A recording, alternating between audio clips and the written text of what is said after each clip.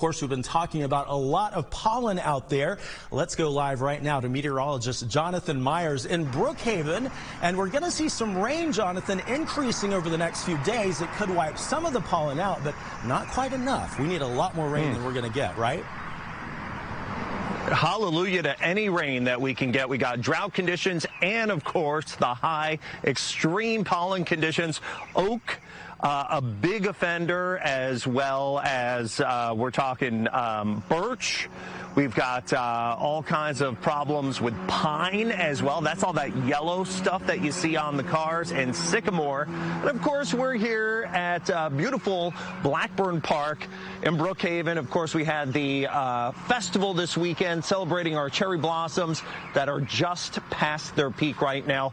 Now, we do have extreme pollen levels, not necessarily due to these, but of course due to those main offenders I just talked about for today and tomorrow. And as Troy mentioned, that rain may take us down to medium high levels for the last 2 days of the week. That'll be helpful, but till then, you're going to have to take into account some of these tips I learned from a doctor I spoke to yesterday. If you know you're prone to allergies, most patients who know they have allergies probably have a prescription from their primary care provider, or they know what they can use over the counter. I would suggest to be proactive and reactive and use those medications on a daily basis, just to make sure you don't have a bad reaction. Next thing I would say is try and avoid, being outside as much as possible, because that's where the insult is going to take place. All right, well, we are going to pray for some of that rain here across the Atlanta region. But for now, things are just dry and beautiful, but covered in pollen here in Brookhaven. Jonathan, we could hear the birds chirping. It sounds great out there. I'd love to be out there. You hear that? There it is, the birds chirping. A beautiful day today. Yes, Jonathan, we are going to see that chance for a couple of pop-up shops. Let's bring in meteorologist Jonathan Myers right now, talking about that pollen. Again, thinking I have some issues out there as well. You're in Brookhaven, where it's covering everything. We need a lot of rain to clear this stuff out, right, Jonathan?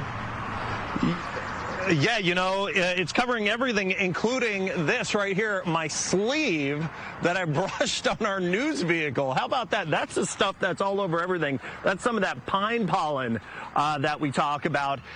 Yes, of course, we're here at Brookhaven. This right here is Blackburn Park. This is where we had the Cherry Blossom Festival. Now, these are not the big contenders when it comes to all of the pollen, but the big pollen levels are coming from oak, from pine, from birch, and from sycamore. And take a look at this forecast here for the pollen. The report for today is high to extreme, no surprise. That's going to be tomorrow as well. And then, as Natasha Bedingfield said right here at the park this weekend during the festival, feel the rain on your skin, right? Well, we want to feel the rain on our skin, because by the end of the week, Thursday, Friday, that should take us to moderate to high levels instead of the extreme levels, and maybe even lower over the weekend if that forecast that Troy was talking about comes to fruition. We need to wash some of that pollen out. Now I'm going to send things back to the studio where there's a lot less pollen to Alexa. How's it going in there?